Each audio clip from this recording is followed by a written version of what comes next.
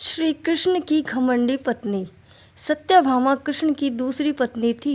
वो एक बहुत ही घमंडी स्त्री थी। उसका ये मानना था कि वो सबसे सुंदर और सबसे अमीर स्त्री थी, क्योंकि उसके पिता एक बहुत ही धनवान व्यक्ति थे। तो सत्यभामा जितने और जो रत्न और आभूषण और संपत्ति चाहती थी, वो सब उसके पास थे। स्वाभाविक रूप से घमंड उसकी एक बड़ी समस्या थी। एक बार कृष्ण के जन्म दिवस के अवसर पर सत्यभामा ने सोचा कि वो सबको दिखा देगी कि वो कृष्ण को कितना प्यार करती है। तो उसने तय किया कि वो कृष्ण के वजन जितना सोना शहर के लोगों में बांटेगी। इसे तुलाभार कहते हैं। वे मंदिरों में होता है।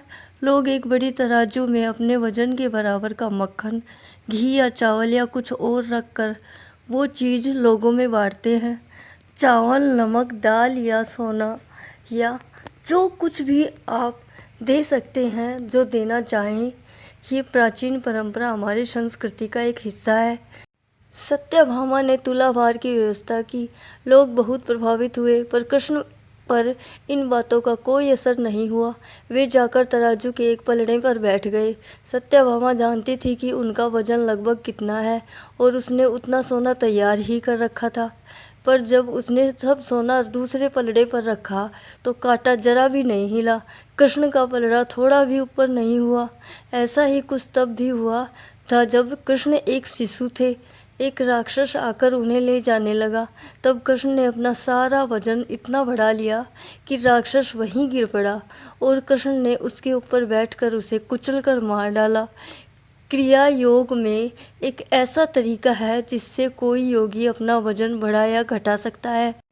ऐसी बहुत सी कहानियां हैं कि ऐसे योगी भी थे जो पहाड़ की तरह भारी हो जाते थे। तो इस बार भी कृष्ण अपना वजन बढ़ाकर तराजू में बैठ गए। सत्यभामा ने उतना सोना दूसरे पलड़े पर रख दिया था जितना उसके हिसाब से कृष्ण के वजन के बराबर था, पर कुछ हुआ ही नहीं। तब तक शहर के सभी लोग ये घटना देखने के लिए आ गए थे। तब उसने अपने नौकरों से वो सभी गहने मंगवाए जो उसके पास थे। एक के बाद एक वो गहने डालती जा रही थी और सोच रही थी कि काम हो जाएगा, पर कुछ नहीं हुआ। तब उसने वो सब कुछ भी रख दिया जो उसके पास था, पर पलड़ा जरा भी नहीं हिला। वो रोने लगी क्योंकि ये सब उसके लिए बहुत शर्मजनक था। सारा शहर देख रहा था और उसके पास पर्याप्त सोना नहीं था। वो जो हमेशा अपनी संपत्ति के बारे में इतनी घमंडी थी, उसके पास पर्याप्त सोना नहीं था और उसे समझ में नहीं आ रहा था कि वो क्या करे। तब उसने रुक्मणी की ओर देखा, जिससे वो बहुत जलती थी और हमेशा परेशान रहती थी। उसने रुक्मणी से पूछा, अब मैं क्या करूं? क्योंकि ये बात सिर्फ मेरे लिए ही नहीं पर तुम्हारे और हम सब के लिए भी बहुत शर्मजनक है। मैं क्या करूं? तब रुक्मणी बाहर गई और तुलसी के पौधे के 3 पत्ते उठा लाई। जैसे ही तुलसी के पत्ते उसने तराजू के दूसरे पलड़े पर रखे, कृष्ण का पलड़ा तुरंत ही ऊपर आ गया। धन्यवाद। अगर आपको ये कहानी अच्छी लगी हो तो लाइक, शेयर और कमेंट करना ना भूलें और साथ ही बेल आइकन को भी प्रेस करें और ऐसी ही रोचक कहानियों के लिए सब्सक्राइब करें मेरा चैनल सोनम चहल वॉइस। धन्यवाद। मिलते हैं अगली वीडियो में। जय